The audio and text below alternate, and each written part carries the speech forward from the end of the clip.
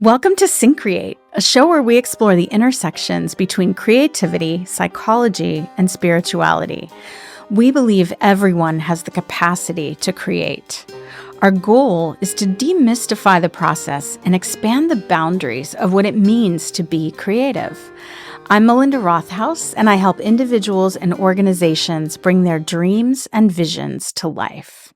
And I'm Charlotte Gulick. I'm a writer, educator, and writing coach. We're the co-authors of a book on the creative process, also called Syncreate.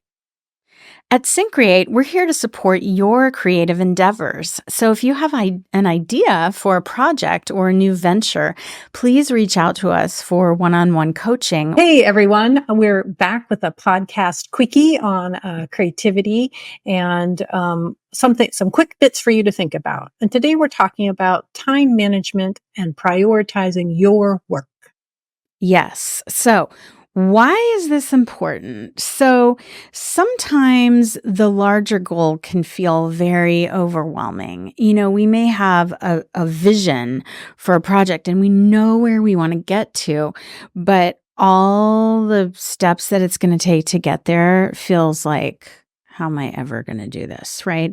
So it can be helpful to figure out, where do we need to start? Like, what's the first thing that needs to happen? And breaking things down into, certain goals, milestones, and tasks along the way so that we can make incremental progress toward our goals. And we even have like a Syncreate, creative project timeline template that if you want to email us, we can send it to you. That just helps helps you visually break down the process because, we're big believers in, baby steps, small steps consistently get us to where we need to go. We can't do it all at once. I think so. For a lot of my belief is that through experience and through working with others is that when we are trying to find our way in the creative process, we might be a little bit tentative. And we're not sure if we should actually give our time to this thing because who are we to write that novel or compose that song or paint that painting? And so it's to have faith in ourselves is very difficult to do. And so time management and prioritizing your work really go hand in hand to build the confidence that we need in order to get where we want to go. I also think that a lot of folks in the creative arts can be people pleasers. And that's why we want to be express ourselves is because we want to be known other than the ways that we make other people feel comfortable. So let's say it's a Saturday and you have a to-do list. And, for many years, I would put my writing at that bottom of the to-do list. And now I put it at the top because I don't want it to be the thing that slips away. And when you don't have a lot of, concrete evidence that your work is meaningful and that you are really talented enough to do your creative thing, it's easy to be like, well, I'm going to not do that thing. And I'll go help somebody else move. And I think that putting our stuff at the top of the list, we send a message to ourselves. And then we also learn to trust ourselves around time management. Yeah. Yeah. So just kind of picking up on that, right? So, anybody who's working on any kind of creative work, it's important to carve out and protect that creative time, and that's both like the imagining, thinking, dreaming up time and the actual time at the desk or on the instrument or in the studio, whatever that is.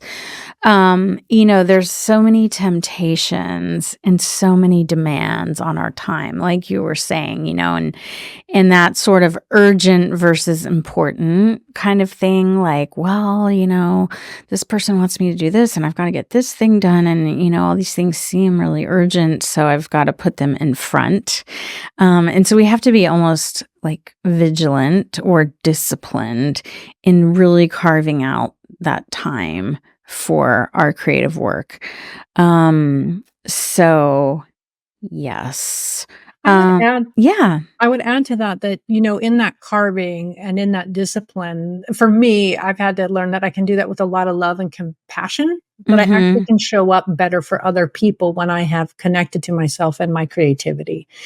So, I mean, like, I'm gonna be a ninja and no one's gonna, and you're a jerk for even asking, like that kind of like, almost a violent approach to prioritizing my work. And then, with the more I do it, the easier I can calm down and like, oh, I have to have discipline around this because nobody else is going to value this or prioritize it unless I do.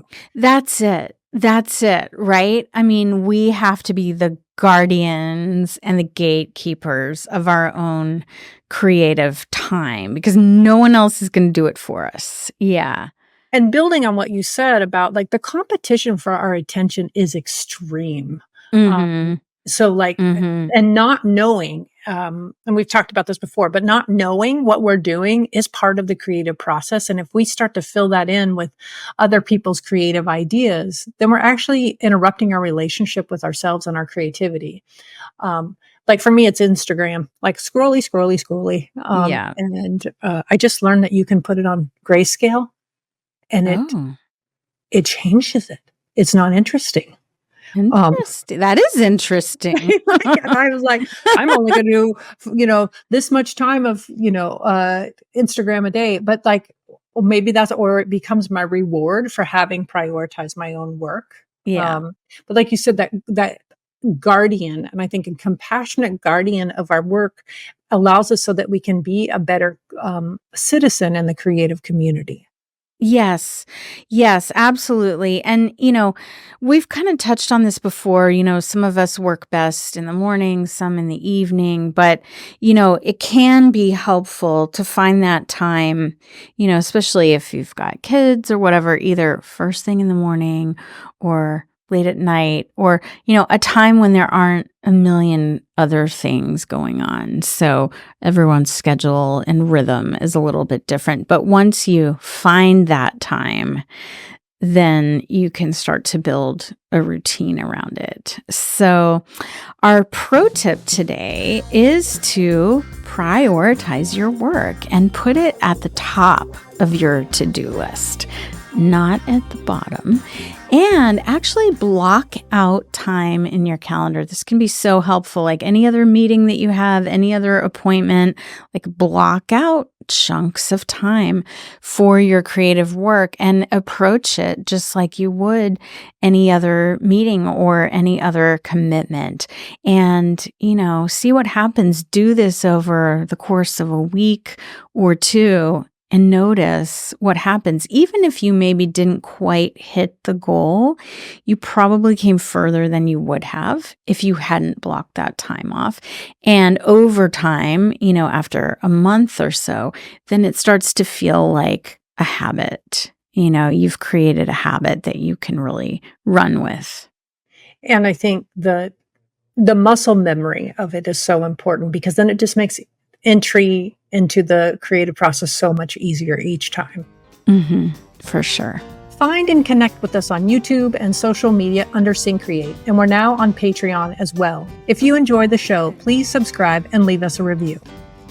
And we're recording today at Record ATX Studios in Austin, Texas, with Charlotte joining us from the Hudson Valley. And the podcast is produced in collaboration with Mike Osborne at 14th Street Studios. Thanks so much for being with us, and see you next time.